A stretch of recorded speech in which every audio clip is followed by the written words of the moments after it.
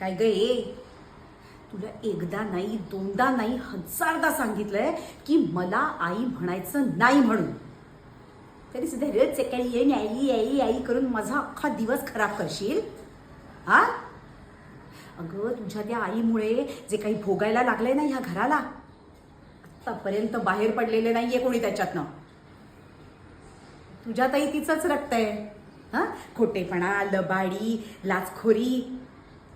काय काय बघतेस माझ्याकडे? विश्वास नाही बसत आहे माझ्यावर?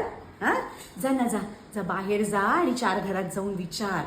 ते सांगतील तुला काय होती तुझी आई ते. अगं, ह्या बाईमुळे जे काही सगळं इथे घडतंय ना, त्या बाईच्या जागेवर मला ठेवून माझा अपमान करशील तू? हा, तुला काय वाटलं मला आई आई आई करून तू माझ्याशी नातं जोडायला बघशील? तुला एकदाच सांगून ठेवतेय मी, मला आई म्हटल्याने तू माझ्याशी नातं जोडू शकणार नाहीस आणि माझ्या मुलींशी पण नातं जोडू शकणार नाहीस. तू ना फक्त एक वस्तू आहेस. तुला तोंड दिलेलं असलं ना देवाने तरी ते उघडायचं नाही. हां, कान दिलेले असले तरी ते कुठेही ठेवायचे नाहीत. आणि हातपाय दिलेत ना म्हणून जास्त उडू नकोस. समजलं ना?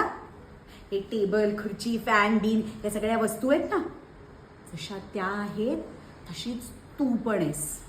किरकोळ वस्तू. हे लक्षात ठेवायचं. आणि आपली लायकी ओळखून वागायला शिकायचं. कळतंय का? चल निघ.